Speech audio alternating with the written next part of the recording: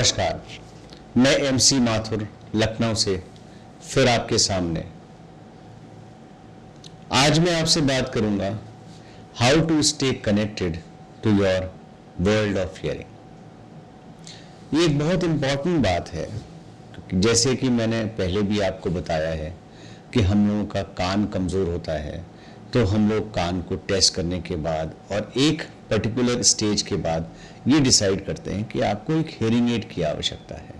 Hearing aid लगाने के बाद हम लोग धीरे धीरे आपको वापस पुश करते हैं आपकी नॉर्मल लाइफ की तरफ। लेकिन ड्यूरिंग द प्रोसेस हमारा ब्रेन बहुत सारे एडजस्टमेंट्स को झेलता है, और मैं बहुत आसानी से आपसे बात कह सकता हूं कि ये प्रोसेस देखने में डिफिकल्ट लगता है लेकिन है बहुत स्मूथ।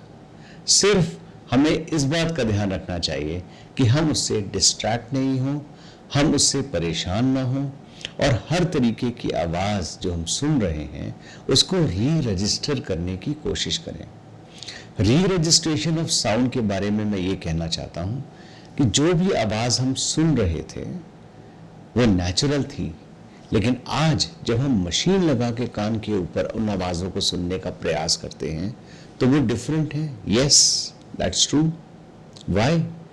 क्योंकि अब हम बीच में एक एम्पलीफायर यूज कर रहे हैं जो इन आवाज़ों को कन्वर्ट कर रहा है।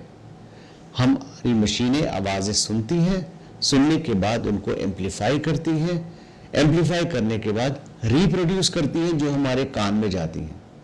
अब जब ये हमारे कान में आवाज़ पहुंची तो ये प्रैक्टिकली जो ओरिजिनल आवाज़ थी उसको बदल चुका है।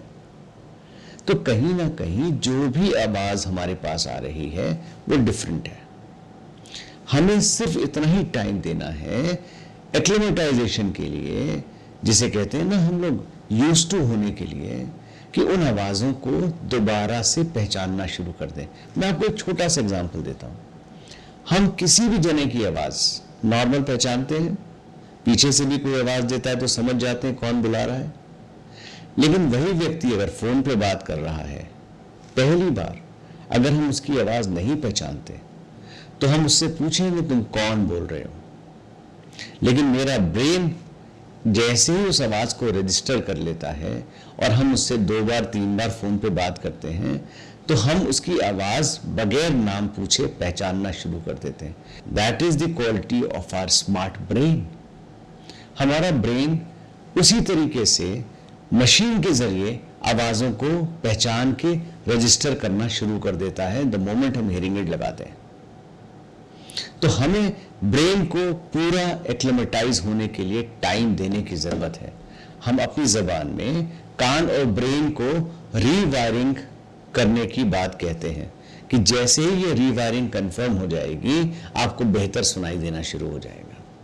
हमारे हिसाब से हर पेशेंट को इतना टाइम देने की ज़रूरत है अपने हियरिंग एड को कि अपने चारों तरफ की आवाज़ों को पहचाने। पंखे की आवाज़ बदली हुई मालूम देगा, टेबल पे टैप टैप करने की आवाज़ आपको फ़र्क मालूम देगी, जो आप नेचुरल कान से सुनते हैं उससे डिफरेंट होगी।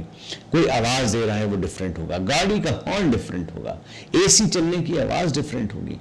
तो धीरे धीरे धीरे धीरे ये सारी आवाज़ों को पहचानना शुरू कर देते हैं। I must tell you, sound का एक्सेप्टेंस और रिजेक्शन ब्रेन के लेवल पे है, कान के लेवल पे नहीं।